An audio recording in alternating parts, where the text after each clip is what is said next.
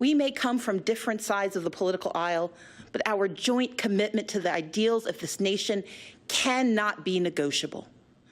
Our most urgent work is to realize Americans' dreams of today and tomorrow, to carve a path to independence and prosperity that can last a lifetime. Welcome back to Harbor. That was Stacey Abrams, the 2018 Democratic candidate for governor of Georgia, delivering tonight's national Democratic response. Abrams, the first African-American woman to deliver an official Democratic response to a State of the Union, touted bipartisanship, also went after the president. Here we go. Making livelihoods of our federal workers a pawn for political games is a disgrace. The shutdown was a stunt, engineered by the President of the United States, one that defied every tenet of fairness and abandoned not just our people, but our values. So, even as I am very disappointed by the President's approach to our problems, I still don't want him to fail. But we need him to tell the truth and to respect his duties and respect the extraordinary diversity that defines America. She also addressed some of the big issues Democrats will be talking about heading into 2020. Here she goes. From now on, our leaders must be willing to tackle gun safety measures and face the crippling effect of educational loans, to support educators and invest what is necessary to unleash the power of America's greatest minds. Our leaders refuse to expand Medicaid, which could save rural hospitals, save economies, and save lives. It is immoral to allow politicians to harm women and families to advance a political agenda. We affirmed marriage equality, and yet the LGBTQ community remains under attack. I'm joined right now by Jason Johnson, politics editor at TheRoot.com, and Yamiche Alcindor, White House correspondent with the PBS Newshour. Yamiche, I liked it, and I maybe because I like Southern liberals, but it's simpler than the Northern liberals. They're too complicated up north, but I love the fact that it was so basic and optimistic and happy, happy liberal, patriotic liberal. It was like, I wish the president would not fail, but he's probably going to fail, but I don't want him to fail.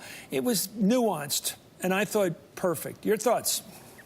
It was nuanced, but it was also, I think, the optics here were just so striking. You have President Trump delivering the speech in the House chamber where you have women in all white showing the diversity of the Democratic Party. And then on the other side, this largely white, older male population that is the Republican Party. And then you have Stacey Abrams, the first African-American woman to deliver a response to the State of the Union. That's remarkable and something that we really need to pause and think about. And then you have Stacey Abrams talking about the president needing to tell the truth. And the fact is that the reason why Washington is so hung up is because Democrats and Republicans can't even decide on the facts of the matter because the president, in a lot of ways, really makes up the facts and uses a lot of misleading statements. And then Stacey Abrams talked about voter suppression. She talked about the idea that there's going to be gun right issues. She was someone who was laying out the platform of the Democratic Party and saying, as a black woman, I'm not only interested in criminal justice, but all these other issues. And I think it goes to the idea that the Democrats are finally starting to understand that for them to be credible on issues of diversity, they can't just talk about diversity. They actually have to have diversity.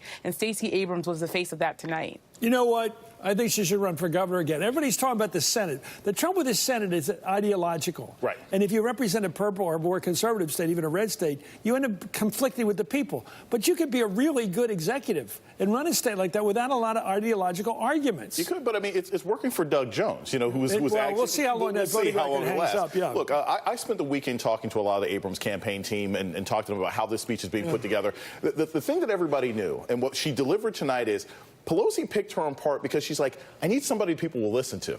I need somebody people aren't just going to hear. It's like, okay, it's a Democrat. No, they want to hear this story. They want to hear a regular person. She knows how to talk. She knows how to talk to regular people. And even the crowd behind her, look, they started off the day by having Willie's, which is local Mexican food there. She didn't watch the speech with everybody else. She chatted with the people in the room. That's the kind of politician, but real American, that the Democrats want to put forward. Stacey did a fantastic job of mixing policy and personality. I like the idiomatic way she talked, referring to the president's shutdown as a stunt.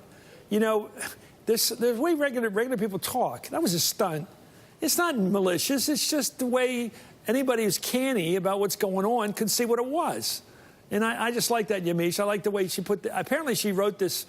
This is her word by word, her own writing. So Well, I think Stacey Abrams, the thing that makes her a charismatic politician and also was the reason why she could run for governor and have the success that she had, even though she lost the election, was that she's someone who can deliver kind of a stick and a carrot with a smile on her face. And she has this idea that the president's saying, look, I just want you to tell the truth. Won't you just please tell the truth? The way she delivered that just seemed as though she was really trying to make wasn't trying to argue or put down the president, just saying we just want some answers.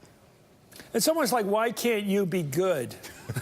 Is there a play with that line in it? Why can't you be good? And it's a reasonable plea, because that's what a lot of the middle of the road Americans want. They're like, look, I may not like you. I was hoping it'd shift tonight. He didn't shift. Yeah, he didn't shift at all. But here, Chris, this is the other reason why the speech sounded so good. It's because, remember, Stacey Abrams is also a writer, right? She's written books, she's written romance novels, she's written comedy. So she had an ability to sort of communicate in a regular way. What I think the Democrats really need to remember for the future is, when you get these responses, don't put somebody up there who's just desperately clinging for their next opportunity to run for office. Get somebody up there who's going to deliver your message first. It sure beat the American Gothic of Chuck and Nancy in the hallway there.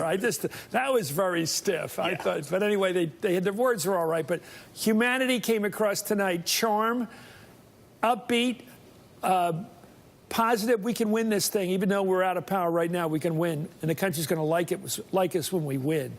Jason Johnson, as always, sir, thank you. Yamiche, you're great. Where are you, in Washington? I'm in Arlington. Okay, thank you. Thank you for coming on tonight. It's so late. Thanks. Up next, how will Democrats